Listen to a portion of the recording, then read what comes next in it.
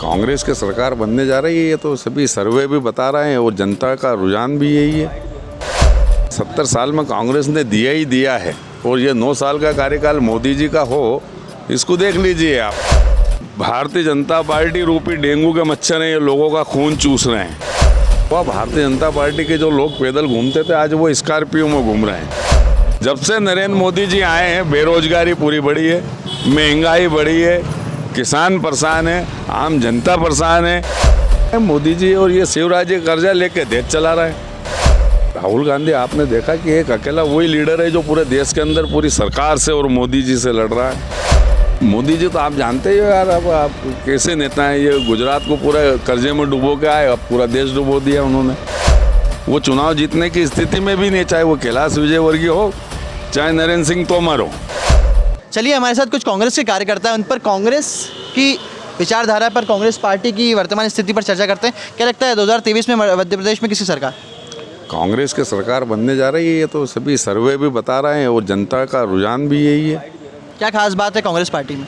Congress party में ये है कि 70 साल में कांग्रेस ने दिया ही दिया है और ये 9 साल का कार्यकाल मोदी जी का हो, इसको देख लीजिए आप। अगर कोरोना के अंदर ये कांग्रेस के द्वारा बनाए गए हॉस्पिटल, एम्स और ये IIM ये नहीं होते तो आज जनता की कोरोना के अंदर बहुत दुर्दशा होती।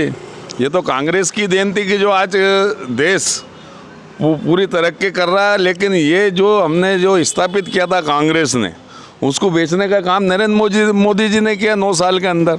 आपने आधी बात सही कही। एम्स जरूर स्वास्थ्य से जुड़ा है, IIM तो सॉरी बच्चों की शिक्षा के लिए IIM तो मैनेजमेंट संस्थान है। हाँ, आपकी आधी बात सही है कि एम्स जरूर इस देश के स्वास्थ्य में बहुत बड़ा योगदान करता है। ठीक है। 2023 में मध्य प्रदेश में किसकी सरकार?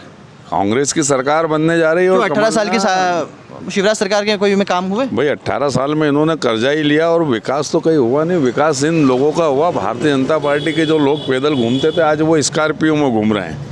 तो भारतीय जनता पार्टी का विकास हुआ है। और जो कांग्रेस के लोग स्कॉर्पियो में घूम रहे थे, वो आज नहीं, कांग्रेस के लोग मेहनत कर रहे हैं। आप देख लीजिए, जितने भी कांग्रेस से अगर स्कॉर्पियो में घूम रहे हैं, उनके अपने अपने धंधे हैं। ये कांग्रेस शासन में नहीं हुआ। 20 साल से कांग्रेस का शासन नहीं है, भारतीय जनता पार्टी का शासन है। वो भारतीय जनता पार्टी के शासन में जो लोग पैदल घूमते थे, वो आज स्कॉर्पियो में कैसे घूम रहे हैं, ये शोध का विषय। अभी आप देखेंगे कि जो चुनाव हो रहा है विधानसभा का, उसके अंदर दक्षिण के उम्मीदवार के मामले में क्या क्या चीज़ें छपी है, ये पूरा मीडिया भी जानता है और मीडिया ने जनता को बताया भी है। तो ये बीजेपी का विकास है कि इनके कार्यकर्ताओं का विकास और नेताओं का विकास हुआ, शहर का विकास नहीं हुआ। और देश के अंदर जहाँ तक सवाल है, जब से नरेंद्र मोदी जी आए हैं, बेरोजगारी पूरी बढ़ी है, महंगाई बढ़ी है, किसान परेशान है, आम जनता परेशान है, महिलाओं के मामले में देश और प्रदेश पहले नंबर पे। तो ये स्थितियाँ ये बहुत ख़राब है। देश बेचने का काम कर रहा है मोदी जी और ये शिवराज जी कर्जा लेके देश चला रहा है। उत्तर दक्षिण उज्जैन क्या लगता है? देखिए साहब, उज्जैन उत्तर और दक्षिण तो कांग्रेस बहुत अच्छे वोटों से जीत रही है। जनता का बहुत परेशान हो चुकी है। जहाँ एक जगह पानी रुक जाता है ना, तो वहाँ मलेरिया, डेंगू के मच्छर पनपने लगते हैं। तो आज जैसे ये 20 साल से ये पानी रुका हुआ था, तो ये क्या है? पानी कौन है? डेंगू के मच्छर कौन है? अरे भाई, पानी ये क्या है? ये पानी जो रुका हुआ था, उसमें ये भारतीय जनता पार्टी रूपी डेंगू के मच्छर हैं, ये लोगों का खून चूस रहे हैं। तो ये पानी को बदलना पड़ेगा और ये जब जाके ये डेंगू रूपी मच्छर जो हैं भाजपा, ये मरेंगे। उसके बाद ही मरेंगे से तात्पर्य ये है कि देश का विकास, और ये जब तक हटेंगे नहीं, जब तक देश का और प्रदेश का विकास संभव नहीं है। अच्छा, कांग्रेस पार्टी के जो प्रमुख नेता है राहुल गांधी जी, कैसे नेता है? राहुल गांधी आपने देखा कि एक अकेला वही लीडर है जो पूरे देश के अंदर पूरी सरकार से और मोदी जी से लड़ रहा है। आप देख लीजिए, विपक्ष का कोई नेता मिलती कि लड़ना चाहिए, गलत जो हो रहा है उसके खिलाफ लड़ना चाहिए। राहुल गांधी जिस प्रकार से सरकार के खिलाफ, सरकार की गलत नीतियों के खिलाफ लड़ाई लड़ते हैं, तो हमारी ड्यूटी भी ये हो जाती है कि हम भी गलत के खिलाफ लड़ें, और हम लड़ रहे हैं। और मोदी जी कैसे नेता? मोदी जी तो आप जानते ही हो यार, अब आप कैसे नेता हैं। ये गुजरात को पूरा कर्जे में डुबो के आए, अब पूरा देश डुबो दिया उन्होंने। सारी देश की संपत्तियां बेचने का काम करा उन्होंने। तो कोई अच्छे नेता तो नहीं हो सकते मेरी नज़र में। बीजेपी का कहना है कि हम 5वीं नंबर की जीडीपी हमारी इकोनॉमी हो गई हैं, उसके अलावा हमने धर्म की दृष्टि से राम मंदिर बना दिया है और कश्मीर की दृष्टि से 370 हटा दिया, ये मैंने बीजेपी कह रही हैं। देखिए साहब, ये बीजेपी कुछ भी कहे, सबसे पहले देश के पूर्व प्रधानमंत्री स्वर्गीय राजीव गांधी जी ने ताला खुलवाया। उसके बाद नरेंद्र मोदी जी का कोई योगदान नहीं है, भारतीय जनता पार्टी का कोई योगदान नहीं है। इन्होंने तो सिर्फ धर्म के नाम पे लाभ लेने का काम करा, हिंदू मुसलमानों को लड़ाने का काम करा उस मंदिर के नाम पर।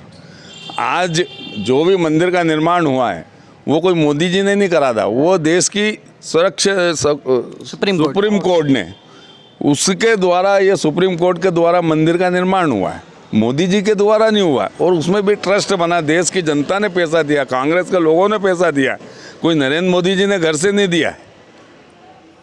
तो ये सारी चीज़ें हैं कि आज जो भी वर्तमान राम मंदिर का निर्माण हो या कुछ भी हो, वो कांग्रेस का पूरा योगदान है। राम मंदिर का निर्माण कब का हो चुका होता है अगर ये रथ यात्राएँ और ये राजनीतिक रथ यात्राएँ निकालने के बाद जो देश के अंदर दंगे भड़काए थे, उसके बाद से ये मामला थोड़ा पीछे चले गया था। लेकिन सुप्रीम कोर्ट को हम धन्यवाद देते हैं कि सुप्रीम कोर्ट ने इसका निर्णय लिया और देश से कम ये एक हिंदू मुसलमानों वाला चैप्टर ख़त्म करा। मध्य प्रदेश में बीजेपी से जुड़े कई बड़े बड़े केंद्रीय मंत्री, सांसद इस बार विधानसभा चुनाव में ताल ठोक रहे हैं। पार्टी ने उन्हें आदेश दिया है कि आप विधानसभा चुनाव लड़े, बड़े बड़े नाम हैं। क्या लगता है, क्या छटपटाहट है या फिर क्या चीज़ है? आप नहीं, ये तो स्थिति स्पष्ट दिख रही है आपको कि पार्टी ने क्यों इनको निर्देश दिए लड़ने के, क्योंकि भारतीय जनता पार्टी के पूरे मध्य प्रदेश के अंदर स्थिति बहुत ख़राब है। और दूसरी चीज़, इस देश के अंदर भारतीय जनता पार्टी के सिर्फ 2 ही लोग भारतीय जनता पार्टी को अपने कब्जे में रखना चाहते हैं, इसलिए भारतीय जनता पार्टी के नेताओं को इन्होंने विधानसभा में उतारा और उनकी स्थिति अभी ख़राब है। वो चुनाव जीतने की स्थिति में भी नहीं, चाहे वो कैलाश विजयवर्गीय हो, चाहे नरेंद्र सिंह तोमर हो। लेकिन ये नरेंद्र मोदी जी और अमित शाह जी एक तरफा कब्जे के चक्कर में थे, इसलिए इन सांसदों को लड़ाया। इनकी स्थिति बहुत ख़राब है। और कांग्रेस के उम्मीदवारों की क्या स्थिति? 230 विधानसभा सीटों में से क्या लगता है कितना बहुमत रहेगा या फिर कितनी सीटें आ पाएगी? कम से कम 140 से 150 सीट जीत रही है कांग्रेस। और बहुत बड़ा दावा कर रहे हैं आप। कमलनाथ जी प्रदेश के मुख्यमंत्री बनने जा रहे हैं और 140 से 150 सीट कांग्रेस जीत रही है। उज्जैन उत्तर भी उसमें शामिल है और दक्षिण भी उसमें शामिल है। चलिए, ये थे हमारे साथ कांग्रेस कार्यकर्ता जिन्होंने दावा कर दिया है कि इस बार मध्य प्रदेश में कमलनाथ सरकार बनने जा रही है। आगे भी अन्य लोगों से चर्चा करेंगे, तब तक बने रहिए हमारे साथ। धन्यवाद।